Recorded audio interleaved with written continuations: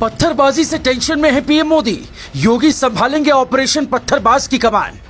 PMO में हलचल तेज। क्या पत्थरबाजों से छिन जाएगा सरकारी लाभ? हो जाएंगे कंगाल। न बुलडोजर चलेगा न पुलिस की लाठी। 10 रुपए की स्याही बता देगी कौन है गुनाहगार। क्या भारत में कुछ ऐसे प्रयोग की जरूरत है जिसके बाद पत्थर उठाना तो दूर, लोग पत्थर की तरफ देखेंगे भी नहीं। दुनिया भर में पत्थर भारत के माथे पर कलंक की तरह है और उसे अब सिर्फ पीएम मोदी मिटा सकते हैं। इसके लिए कुछ ऐसे प्रयोग लागू किए जा सकते हैं जो अटपटा तो लगेगा लेकिन उसके बाद सब शांत हो जाएगा।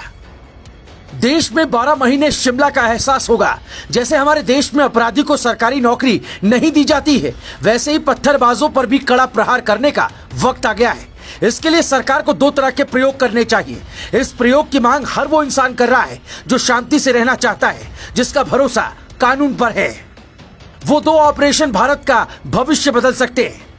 ऑपरेशन स्याही वो क्रांति ला सकती है जिसके बाद पत्थरबाज आपको खोजने पर भी नहीं मिलेंगे। वो कैसे काम कर सकता है, पहले ये समझते हैं।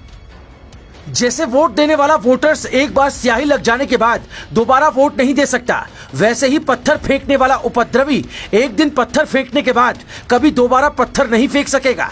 ये कैसे हो सकता है, हम आपको समझाते हैं। पुलिस वाटर कैनन में ना मिटने वाली स्याही डालकर स्याही वाला पानी बवालियों पर फेंक सकती है। जहां भी पुलिस को लगे कि यहां पत्थरबाजी हो सकती है, उपद्रव मच सकता है, वहां ऐसी गाड़ियां खड़ी कर दे, क्योंकि यूपी पुलिस के पास ही सैकड़ों वाटर कैनन तो है ही। हर जिले में प्रदर्शनकारियों को रोकने के लिए इसका खूब इस्तेमाल होता रहा है। ऐसे में स्याही वाला पानी जब बवालियों पर पड़ेगा तो 1 दिन 2 दिन या 10 दिन बाद भी उसके शरीर से वो दाग नहीं मिटने वाला। फिर वो किसी घर सुरक्षित ठिकाने पर छिपे या पाताल में पुलिस उसे ढूंढ निकालेगी। इसके अलावा पत्थरबाजों का दूसरा इलाज भी है जिसकी मांग काफी समय से हो रही है। जब अपराधी को सरकारी नौकरी नहीं तो फिर उसे सरकारी लाभ क्यों दिया जाए? राशन कार्ड, पीएम आवास, किसान निधि जैसी योजना का खर्च उन पर क्यों बढ़ाया जाए जिन्हें देश के सिस्टम पर भरोसा नहीं? सरकार जो भी खर्च करती है वो देश के ईमानदार टैक्स पेयर्स का पैसा है। फिर खून पसीना एक कर टैक्स भरने वालों का पैसा दंगाइयों पर क्यों खर्च किया जाए? साल 2019 में आर्टिकल 370 को खत्म करने के 2 साल बाद अगस्त 2021 में मोदी सरकार एक भयंकर आदेश लेकर आई। जम्मू कश्मीर के कुछ पत्थरबाज नहीं सुधरे तो सीआईडी ने सीधा सर्कुलर निकाला कि उन्हें ना तो सरकारी नौकरी मिलेगी और ना ही पासपोर्ट वेरिफिकेशन होगा। मतलब चंद पैसों के लिए पत्थर उठाने वालों के दिन कंगाली में ही गुजर जाएंगे और विदेश जाने का सपना तो कभी पूरा ही नहीं हो पाएगा।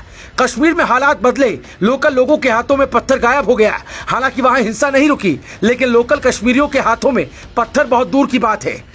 तो क्या अब ये नियम देश भर में लागू किया जाना चाहिए? ओआईसी के 57 देश भारत में तबाही देखना चाहते हैं। ये भारत सरकार को तय करना है कि वो क्या करना चाहती है, क्योंकि जब घी सीधी उंगली से ना निकलेगा तो फिर सरकार को उंगली टेढ़ी करनी पड़ेगी। व्यवस्था को बनाए रखने के लिए सुप्रीम कोर्ट ने बुलडोजर पर रोक वाली याचिका को खारिज कर रोक लगाने से इनकार कर दिया था। मुसलमानों का भविष्य कैसे सुधरे, सरकार को ही देखना चाहिए। सरकार को वोट की चिंता किए बिना ही पत्थर उठाने वालों से सरकारी योजना का लाभ वापस लेकर ईमानदार टैक्स पेयर्स का भरोसा बढ़ाना चाहिए। हैरानी की बात यह है कि कुछ लोग इस बात से खुश है कि मोदी सरकार में पत्थरबाजों ने देश की पोल खोल दी। ऐसी मानसिकता के लोगों को भी एक्शन के दायरे में लाना चाहिए। फेसबुक, व्हाट्सएप पर कोड जनरेट करना चाहिए। जैसे कोई भी व्हाट्सएप पर भड़काऊ शब्द लिखे तो पुलिस तुरंत दबोच ले। सभी ऐसी जगहों पर सीसीटीवी लगाना चाहिए जहां लोग बैठकर रणनीति बना रहे हैं। मस्जिदों के बाहर सीसीटीवी अनिवार्य करने से पत्थर अपने आप रुक जाएंगे। जो पत्थर चला रहे हैं उन्हें पता नहीं है, अपने साथ वो देश का फ्यूचर भी बर्बाद कर रहे हैं, क्योंकि जब तक उन्हें पता होगा तब तक ऑपरेशन स्याही उनकी जिंदगी की बर्बादी की कहानी लिख चुका होगा और वो फिर जिंदगी भर पछताएंगे। Bureau report, global Bharat TV.